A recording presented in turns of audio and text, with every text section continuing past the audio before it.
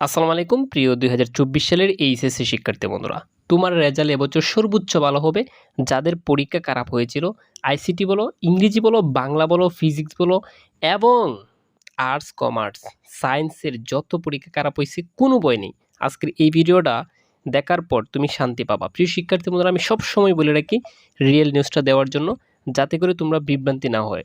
আর তোমাদেরকে এ পর্যন্ত আমি কোনো হতাশ করি নাই আর করবো না। প্রিয় শিক্ষার্থী বন্ধুরা, ভিডিওটা ধৈর্য সহকারে দেখো। তুমি পেতে পারো গোল্ডেন এ প্লাস এবং তুমি এবছর সর্বোচ্চ মার্ক পাবা।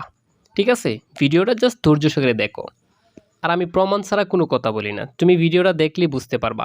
11টি শিক্ষা বোর্ড নিয়ে গঠিত মোর্চা আন্তঃশিক্ষা বোর্ড সমন্বয় কমিটি।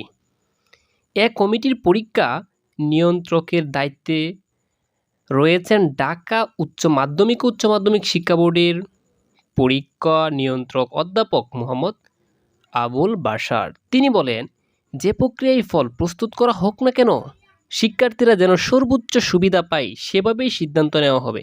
এই কথাটা তারা কি বুঝছো? যেভাবেই মূল্যায়ন করো, তোমাদের পরীক্ষার রেজাল্ট ভালো হবেই।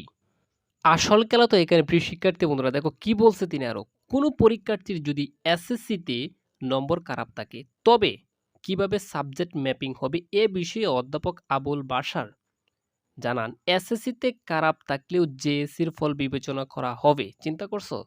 আচ্ছা দেখো তারপর কি বলছে।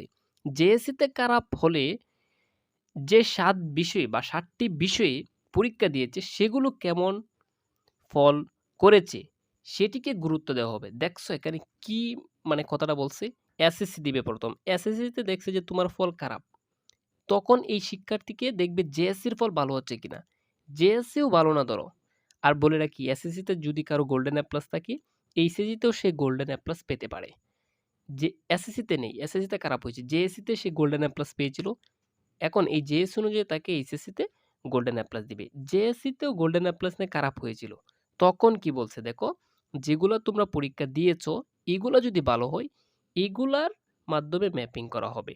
ঠিক আছে? আরও কি বলছে দেখো, সর্বোপরি যেখানে শিক্ষার্থীদের সর্বোচ্চ বেনিফিট দেওয়া যায় আমরা সেটি দিব। এইটা সরাসরি পরীক্ষা যে নিয়ন্ত্রক আছে, রেজাল্ট যারা নির্মাণ করবে তাদের ভাষা। প্রিয় শিক্ষার্থী বন্ধুরা, এখন যাদের পরীক্ষা খারাপ হয়েছিল তারা আর দুশ্চিন্তা করিও না। এবার রিল্যাক্স করো, রিল্যাক্স করো। আরও তোমাদেরকে আপডেট জানাবো। প্রিয় শিক্ষার্থী বন্ধুরা, কথা চলতেছে। আমি পরবর্তী আরেকটা ভিডিও দিব তোমাদেরকে। এখন আরেকটা স্মারকলিপি শিক্ষা বোর্ডে জমা হচ্ছে, এটার আপডেট তোমাকে আমি জানাবো পরবর্তী ভিডিওতে। জাস্ট ধৈর্য সহকারে দেখতে থাকো। রিয়েল নিউজগুলোই সর্বপ্রথম আমি দিয়ে থাকি।